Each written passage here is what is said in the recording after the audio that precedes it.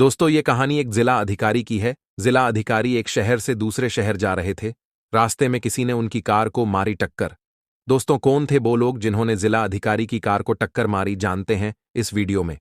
दोस्तों, वीडियो को लाइक करें, चैनल को भी सब्सक्राइब करें ताकि मेरा हौसला बढ़ता रहे।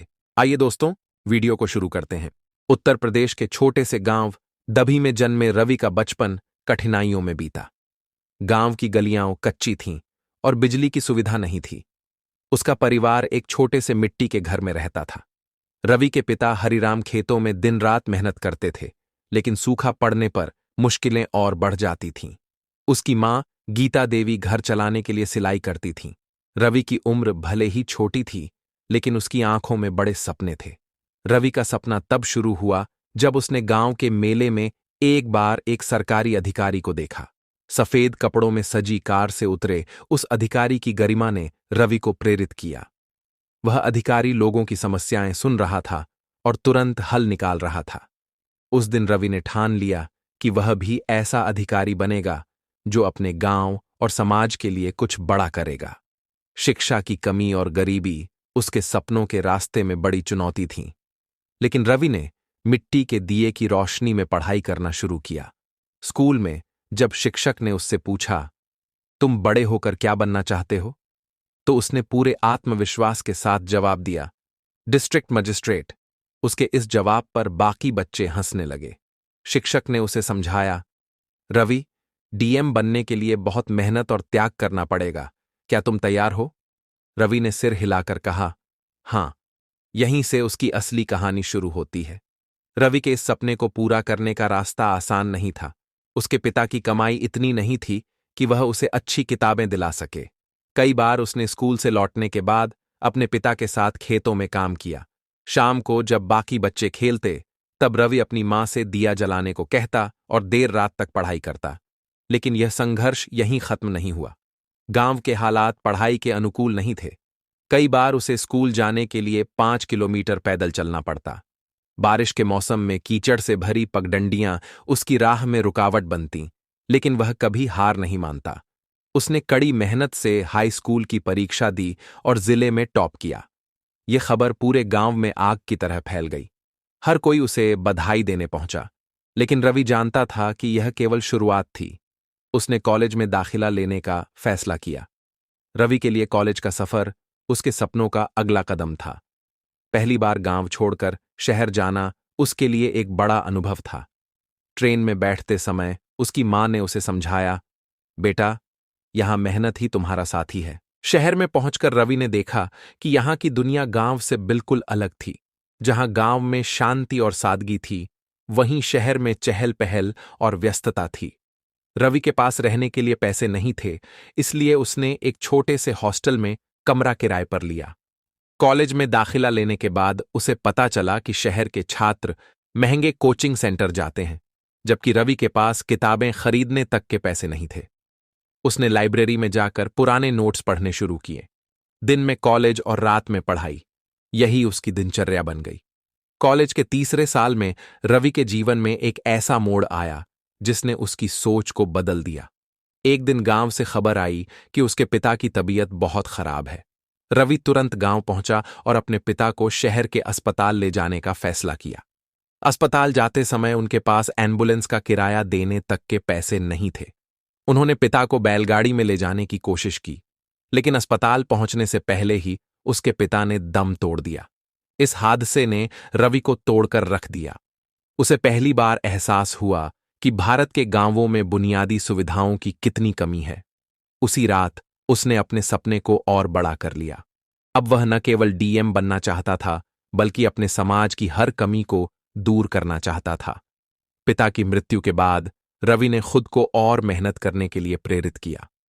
वह वापस शहर लौटा और अपनी पढ़ाई में पूरी तरह डूब गया। उसने तय किया कि वह हर हाल में यूपीएससी की परीक्षा पास करेगा। रवि ने अपने खाने पीने की जरूरतों को कम कर दिया और सारा पैसा किताबें और कोचिंग की फीस पर खर्च किया। कई बार ऐसा हुआ कि वह रात भर भूखा रहा, लेकिन उसने अपनी पढ़ाई में कोई कमी नहीं आने दी। उसके सपने को पूरा करने के लिए उसकी मां ने अपने गहने बेच दिए। रवि की मां ने उससे कहा, बेटा, यह हमारा सपना है, इसे पूरा करने के लिए जो भी करना पड़े हम करेंगे। यूपीएसएससी की तैयारी रवि के लिए एक नई चुनौती थी। वह एक छोटे से कमरे में रहता, जहां एक पुरानी टेबल और टूटी कुर्सी ही उसका सहारा थी। दीवारों पर उसने अपने नोट्स चिपका रखे थे। रवि दिन रात पढ़ाई करता। वह सुबह 5 बजे उठता और दिन भर पढ़ाई करता। कई बार नींद पूरी न होने के कारण उसकी तबीयत खराब हो जाती, लेकिन उसने हार नहीं मानी। उसके दोस्त अक्सर उससे कहते, इतनी मेहनत क्यों कर रहे हो? यूपीएसएससी बहुत मुश्किल है। लेकिन रवि का जवाब होता, मैं अपने पिता का सपना पूरा कर रहा हूं। कई महीनों की मेहनत के बाद परीक्षा का दिन आया। रवि ने पूरी तैयारी के साथ परीक्षा दी। परीक्षा के बाद उसने कहा, अब मैं अपनी पूरी क्षमता का इस्तेमाल कर चुका हूं, आगे भगवान की मर्जी। परीक्षा के परिणाम आने तक रवि ने एक सामाजिक संगठन में काम करना शुरू कर दिया। वह गरीब बच्चों को पढ़ाता और उन्हें प्रेरित करता। जब परिणाम घोषित हुआ तो रवि ने पाया कि उसने पूरे देश में टॉप किया है। यह खबर सुनकर उसकी मां की आंखों में आंसू आ गए। गांव वालों ने मिठाई बांटकर उसकी सफलता का जश्न मनाया। रवि ने कहा, यह मेरी नहीं, पूरे गांव की जीत है। रवि को उत्तर प्रदेश के एक जिले का डिस्ट्रिक्ट मजिस्ट्रेट नियुक्त किया गया। जब उसने पहली बार ऑफिस की कुर्सी पर बैठा तो उसे अपने पिता की याद आई। उसने खुद से वादा किया, मैं इस पद का इस्तेमाल लोगों की भलाई के लिए करूंगा। डीएम बनने के बाद रवि ने गांवों के स्कूलों और अस्पतालों की स्थिति सुधारने का अभियान चलाया। उसने गरीब किसानों के लिए कर्ज माफी योजना शुरू की। धीरे धीरे उसकी ईमानदारी और काम के कारण वह पूरे राज्य में प्रसिद्ध हो गया। लेकिन उसकी सफलता ने कई लोगों को उसका दुश्मन बना दिया। वहीं से उसकी कहानी में नया ट्विस्ट शुरू होता है। डीएम बनने के बाद रवि ने जिले की स्थिति को गहराई से समझना शुरू किया। उसने देखा कि सरकारी योजनाएं गरीबों तक पहुंचने से पहले भ्रष्टाचार की भेंट चढ़ जाती थीं। सरकारी दफ्तरों में रिश्वतखोरी का बोलबाला था। रवि ने सबसे पहले सरकारी कार्यालयों में पारदर्शिता लाने का काम शुरू किया। उसने भ्रष्टाचार में लिप्त अधिकारियों के खिलाफ कड़ी कार्रवाई की। कई बार रवि को धमकियां भी मिलीं, लेकिन उसने ईमानदारी के साथ अपना काम जारी रखा। उसके इस कदम ने जनता का दिल जीत लिया। लोग उसे ईमानदार अधिकारी के नाम से पुकारने लगे। लेकिन यह रवि की यात्रा का अंत नहीं था, बल्कि असली लड़ाई अब शुरू हो रही थी। रवि के सुधारात्मक कदमों ने कई भ्रष्ट नेताओं और अधिकारियों को उसका दुश्मन बना दिया। उन्होंने रवि के खिलाफ साजिशें रचनी शुरू कर दीं। एक दिन रवि को एक गुमनाम चिट्ठी मिली, जिसमें लिखा था, अगर तुमने हमारा काम रोका तो इसकी कीमत चुकानी पड़ेगी। रवि ने इसे नजरअंदाज कर दिया और अपनी जिम्मेदारियों पर ध्यान केंद्रित किया। लेकिन यह केवल शुरुआत थी। एक दिन जिले के एक वरिष्ठ अधिकारी ने रवि के खिलाफ झूठे आरोप लगाकर उसे बदनाम करने की कोशिश की। रवि ने सच्चाई के साथ इन आरोपों का सामना किया और सबको गलत साबित कर दिया।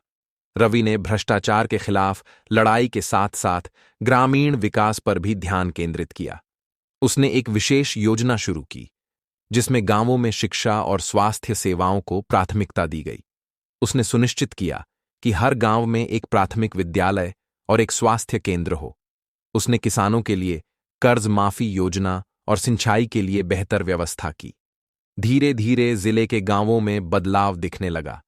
रवि की यह योजनाएं इतनी प्रभावी थीं कि आसपास के जिलों के लोग भी उनकी प्रशंसा करने लगे। लेकिन उसके दुश्मन चुप नहीं बैठे थे। एक दिन रवि को एक गुमनाम पत्र मिला। उसमें लिखा था, तुम्हारी जिंदगी में एक राज है जिसे दुनिया को पता चलना चाहिए। सच छिप नहीं सकता। रवि इस पत्र को पढ़कर स्तब्ध रह गया। यह पत्र उसे उसके कॉलेज के दिनों की एक घटना की याद दिला रहा था। वह घटना जिसमें उसने एक खून होते हुए देखा था। उसने इस राज को अब तक दबा रखा था, लेकिन अब उसे लग रहा था कि यह मामला फिर से खुल सकता है। कॉलेज के दिनों में रवि ने एक रात एक आदमी को दूसरे का खून करते देखा था। डर के कारण वह चुप रहा, लेकिन अब उसे समझ में आ रहा था कि वह मामला उसकी जिंदगी में लौट कर आ रहा है। उसने मामले की जांच शुरू की। उसकी खोज उसे एक बड़े नेता के बेटे तक ले गई, जो अब एक ताकतवर व्यक्ति था। रवि ने तय किया कि वह इस मामले को अंजाम तक पहुंचाएगा, चाहे उसकी नौकरी या जान को खतरा ही क्यों ना हो। रवि ने इस खून के मामले को अदालत में ले जाने का फैसला किया। उसने अपनी गवाही दी और सारे सबूत पेश किए।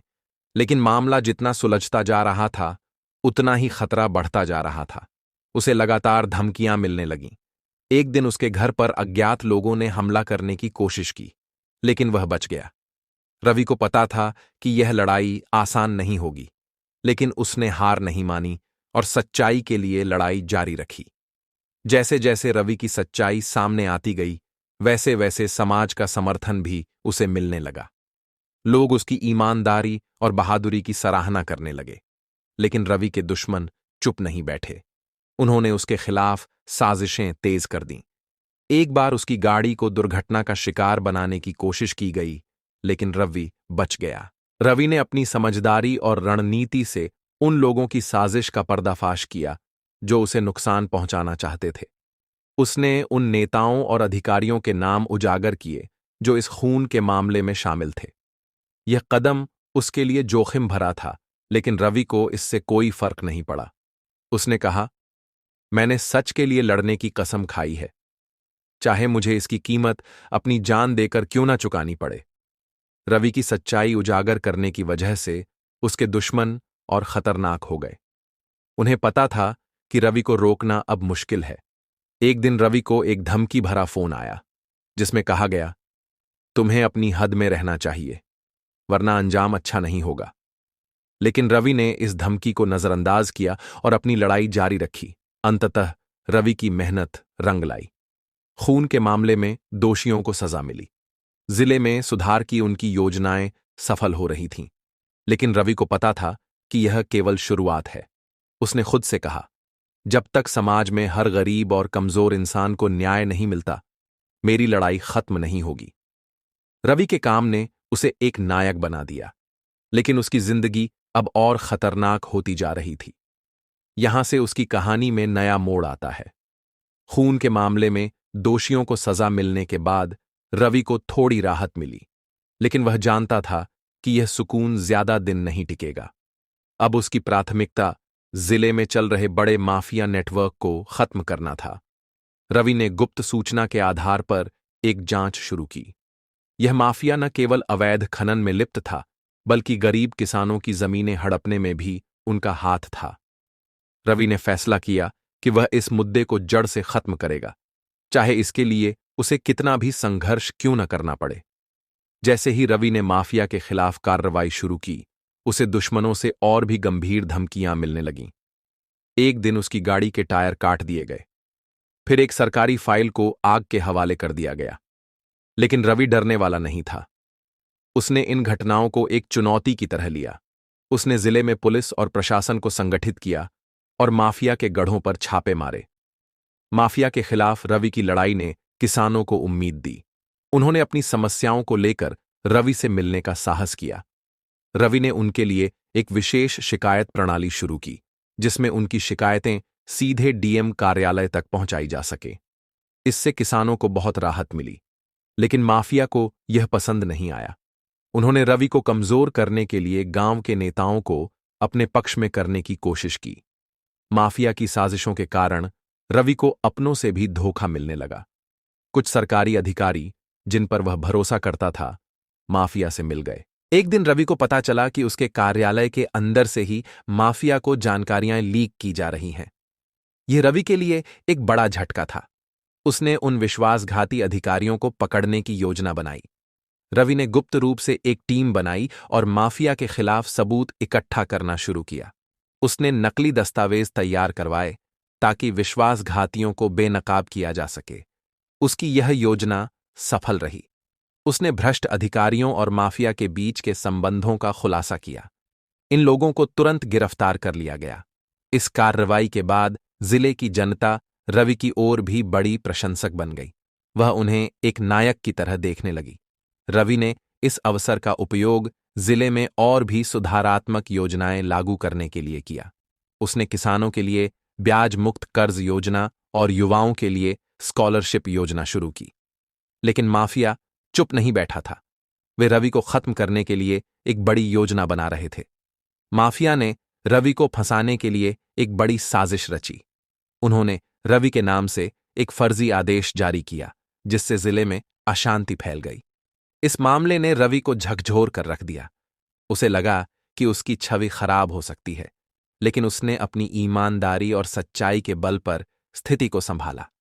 माफिया अब रवि को व्यक्तिगत रूप से निशाना बनाने लगा। एक दिन उसके घर पर हमला हुआ। उसकी मां और बहन को धमकी दी गई। लिए यह सबसे कठिन समय था, लेकिन उसने खुद को कमजोर नहीं पड़ने दिया। उसने अपनी मां और बहन को सुरक्षित स्थान पर भेजा और अपनी लड़ाई जारी रखी। रवि को पता था कि माफिया के खिलाफ यह उसकी अंतिम लड़ाई होगी। उसने जिले में पुलिस बल को पूरी तरह सक्रिय कर दिया और माफिया के गढ़ों पर छापे मारे। इस दौरान उसे कई बार अपनी जान का खतरा महसूस हुआ। एक बार उसकी गाड़ी पर हमला हुआ, लेकिन वह बच गया। उसने अपनी रणनीति के तहत माफिया के सरगना को गिरफ्तार कर लिया। रवि की मेहनत रंग लाई। माफिया पूरी तरह से खत्म हो गया और जिले में शांति बहाल हो गई। लेकिन यह लड़ाई रवि को शारीरिक और मानसिक रूप से थका चुकी थी। उसने महसूस किया कि सच और न्याय की राह कभी आसान नहीं होती। रवि की ईमानदारी और संघर्ष की कहानियां आज भी लोगों को प्रेरित करती हैं। वह सच और न्याय का प्रतीक बन गया, जिसने अपनी जान पर खेलकर समाज को बेहतर बनाने की कोशिश की।